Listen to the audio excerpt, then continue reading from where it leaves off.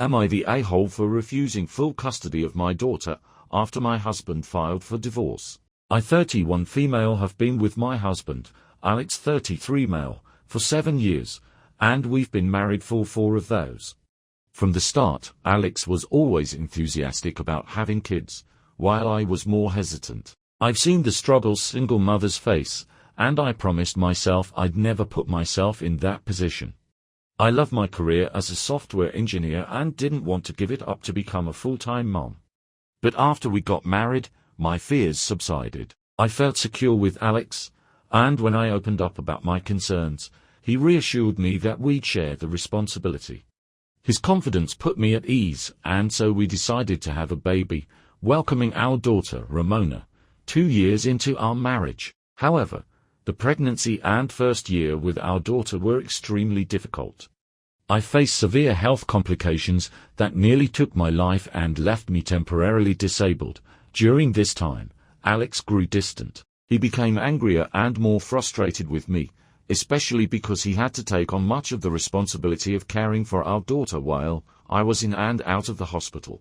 I wasn't able to work, and my energy was spent fighting to survive, which meant I couldn't be the mother I had envisioned I'd be. It was heartbreaking. Even when I was finally stable enough to help out more, Alex remained withdrawn and cold. I tried talking to him about it several times, but he either shut down or lashed out at me, blaming me for things beyond my control. After about 9 months, I returned to work and thought things were getting better. But just after Ramona's first birthday, Alex blindsided me with divorce papers. He said he'd fallen out of love with me long ago and was ready to move on.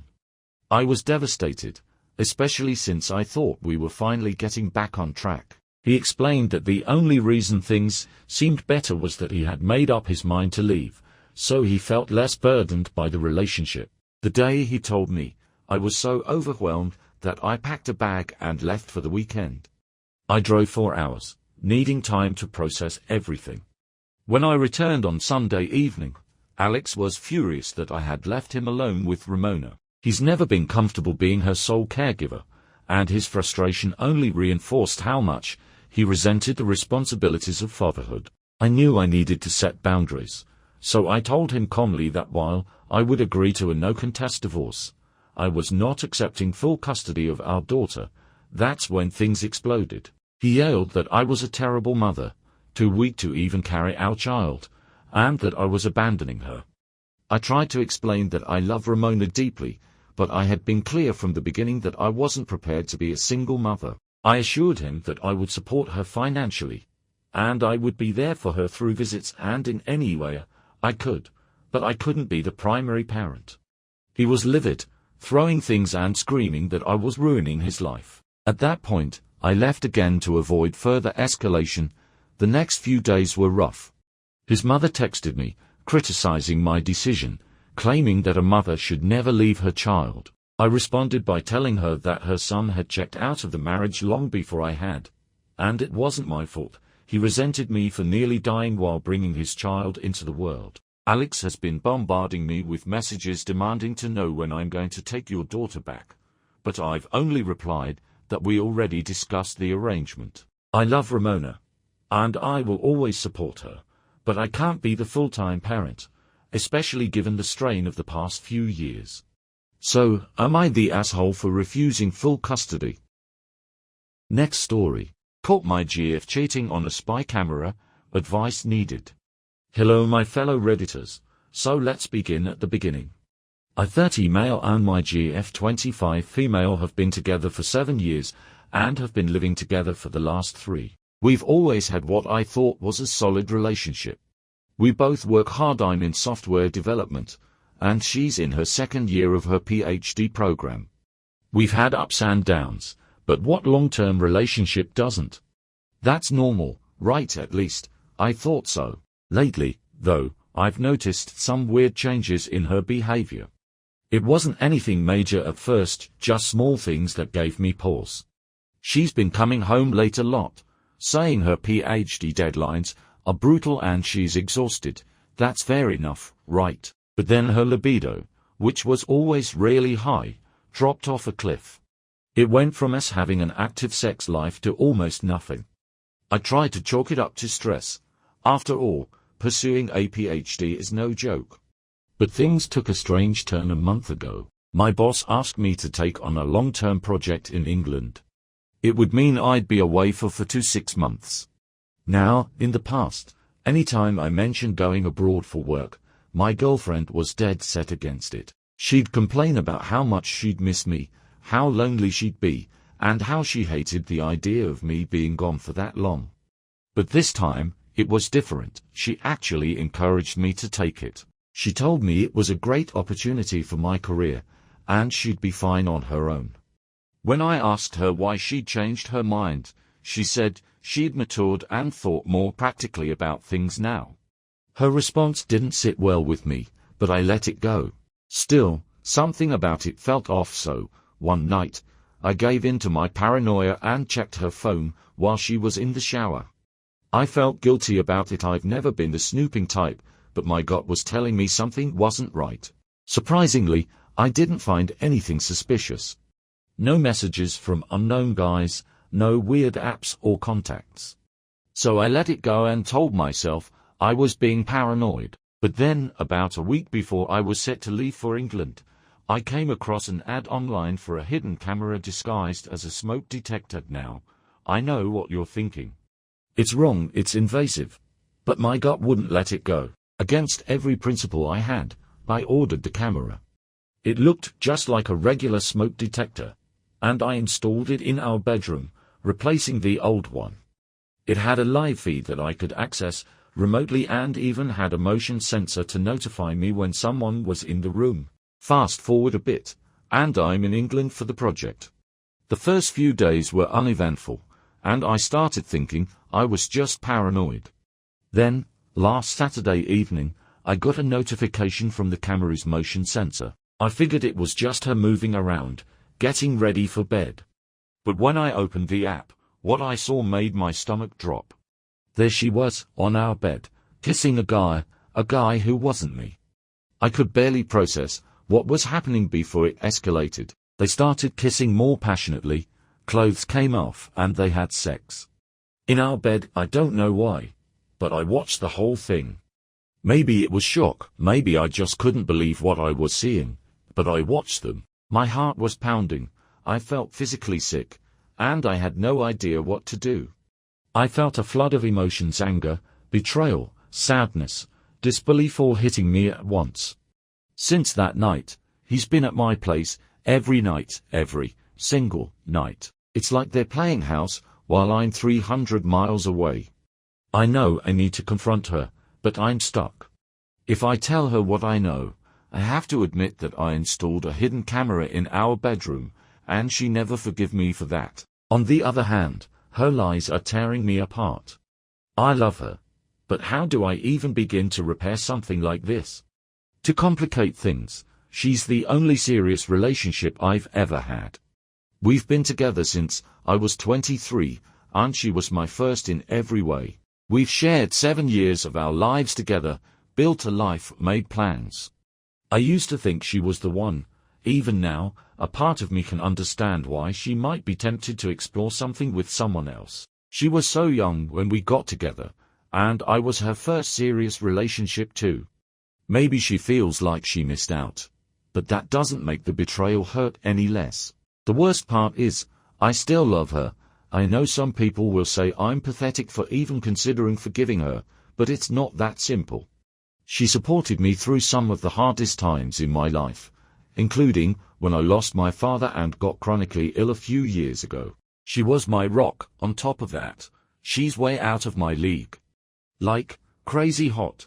I always felt lucky to be with her, and I never thought she'd cheat on me. Now, here I am, stuck in another country, watching this guy sleep in my bed with the woman I thought I'd spend the rest of my life with.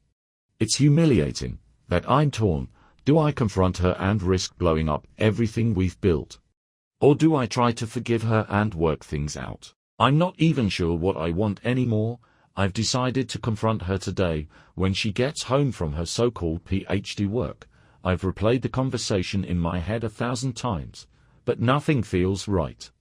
I'm scared of how she react, scared of what this means for us. But I know I can't keep living like this, wondering what's happening in my own home while I'm away. Anyway, that's where I'm at right now. I'll update you guys once I've talked to her, but in the meantime, I'd really appreciate any advice or insight. Have any of you been in a situation like this? How did you handle it? Do you think it's possible to move past something like this? Side note, I see a lot of people calling me pathetic for even considering forgiveness. And I get it, but it's not that simple. We've been together for 7 years, and up until now, I still had the same feelings for her as I did when we first started dating. She's been there for me through thick and thin, and I can't just erase that. Also, she's literally the first girl I never got bored of. Add to that, she's insanely attractive, like way out of my league. I know that's shallow, but it's the truth. It's hard to let go when you've built your life around someone. Update, I've confronted her. I'll post the update shortly. Hi everyone. This is the update I promised after my previous post. For those who haven't seen the original, you can find the backstory there, but long story short, I discovered my girlfriend of 7 years was cheating on me by using a hidden camera in our bedroom while I was away for work. After seeing her with another guy on the live feed, I knew I had to confront her, but I wasn't sure how. Here's what happened when I finally did. So, earlier today, I decided to call her. I didn't want to drag this out any longer. And the longer I stayed silent, the angrier I got. When she picked up, I got straight to the point. I told her I knew she was cheating, but didn't tell her how I found out. I just wanted her to admit it without getting into the whole hidden camera situation. For a moment, there was nothing but silence on her end. Then out of nowhere, she started sobbing uncontrollably. I wasn't having any of that. I told her I wasn't going to listen to her playing the victim. I wanted the truth. And I wanted her out of my life. I told her she needed to be out of our house before I got back from England. Then I hung up the phone. I was done, or at least I thought I was. She kept calling me over and over, and at first, I ignored it. I didn't have the energy to hear more excuses. But an hour later, my curiosity got the better of me. I needed answers, so I picked up the phone again. This time, she was calmer, apologetic. I demanded the truth, starting with how long this had been going on. She admitted that the guy she'd been with was a postdoc she worked closely with in her PhD program. Apparently, their affair started 10 months ago, during a congress they both attended in Barcelona. They had gotten tipsy after a long day, and he walked her back to her hotel room, where things escalated. That was the first time they slept together. 10 freaking months. I was livid. She had been cheating on me for nearly a year, all while I thought everything was fine between us. I asked her why she would do this to me after everything we'd been through, if she loved this guy, if she ever cared about me at all. Her answer, she didn't love him. According to her, it was purely physical. She said the whole thing started because she was curious about what it would be like to have sex with someone else. She swore up and down that it meant nothing, that he had a wife and kids, and they both knew it was just sex, nothing more. She still claimed to love me, and that's why she never told me. Her excuses just made me angrier. 10 months of lying. 10 months of sneaking around behind my back. I asked her if there were any other secrets she was hiding. That's when she confessed she had slept with another guy, a different guy, just 3 months ago. She said it was a one-night stand, someone she met while out with friends. Just a random hookup. Apparently, I couldn't believe what I was hearing. 2 guys, one of them for nearly a year.